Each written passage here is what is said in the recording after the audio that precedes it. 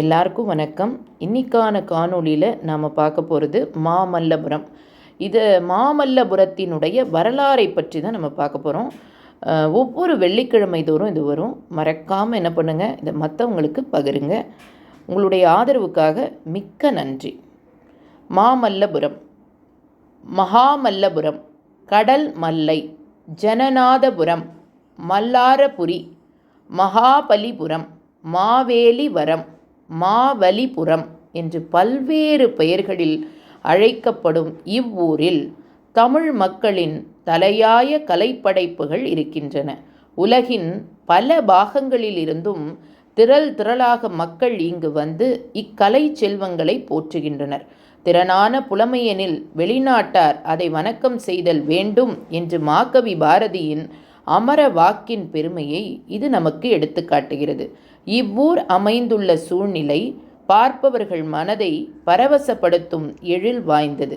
வரலாற்று சிறப்பு வாய்ந்த இந்நகரம் தொன்று தொட்டே சீரும் சிறப்பும் பெற்று திகழ்ந்தது. பண்டைய தமிழ் நூல்களில் இவ்வூர் இருந்த பெயர் எது என்று தெரியவில்லை. ஆயினும் துறைமுகத்தே விளங்கிய பட்டணம் என்ற பெயரில் இவ்வூர் பாடப்பட்டது. பல்லவ மன்னனான முதலாம் நரசிம்மவர்மன் காலத்தில் இந்நகரின் சிறப்பு அதிகரித்தது. எனவே அவனுடைய சிறப்பு பெயரான மாமல்லன் என்ற பெயர் கொண்டு மாமல்லபுரம் என்று வழங்கப்பட்டது.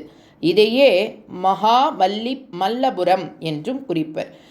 கிபி 8ஆம் நூற்றாண்டின் துவக்கத்தில் வாழ்ந்த சிறந்த சமஸ்கிருத கவி தண்டி என்பவர் அவந்தி சுந்தரி கதாசாரம் என்ற நூலில் இவ்வூரை மகாமல்லபுரம் என்று குறித்துள்ளார்.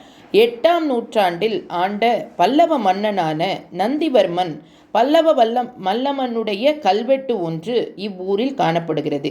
அதில் இவ்வூர் நகரமான மாமல்லபுரம் என்று குறிக்கப்பட்டுள்ளது. நகரம் என்பது வணிக பெருமக்கள் வாழும் பகுதியாகும். எனவே இவ்வூர் 8ஆம் நூற்றாண்டிலிருந்து சிறந்த வாணிப தலமாக திகழ்ந்தது என்று அறியலாம். அதே காலத்தில் வாழ்ந்த வைணவ பெரியவரான திருமங்கையாழ்வார் இந்நகரை கடலமல்லை என்று குறிக்கிறார். கிபி 11ஆம் நூற்றாண்டின் தொடக்கத்தில் ஆண்ட சோழ பேரரசன் முதலாம் ராஜராஜனுடைய கல்வெட்டு இங்கு உள்ளது. அதில் இவ்வூர் மாமல்லபுரமான நகரம் என்று குறிக்கப்பட்டுள்ளது. அதே கல்வெட்டில் மாமல்லபுரம் ஜெயங்கொண்ட சோழ மண்டலத்து அம்மூர் கோட்டத்து அம்மூர் நாட்டு நகரம் மாமல்லபுரமான ஜனநாதபுரம் என்று குறிக்கப்பட்டுள்ளது. ஜனநாதம் என்பது முதலாம் ராஜராஜ சோழனுடைய பட்டப்பெயராகும். எனவே மாமல்லபுரம் ராஜராஜனுடைய 26ஆம் ஆண்டுக்கு பிறகு அவனுடைய ஜனநாதன் என்ற பட்டத்தை பெற்று ஜனநாதபுரம் என்று அழைக்கப்பட்டது. தமிழகத்தில் மிக சிறந்த கலைப்பணி புரிந்தவர்கள் பல்லவர்களும் சோழர்களும் ஆவர். பல்லவர்களுள் மிக சிறந்த வீரன் மாமல்லன். சோழ மன்னரில் தலை சிறந்தவன் ராஜ பெருந்தகை. இவ்விரு தொடரும்.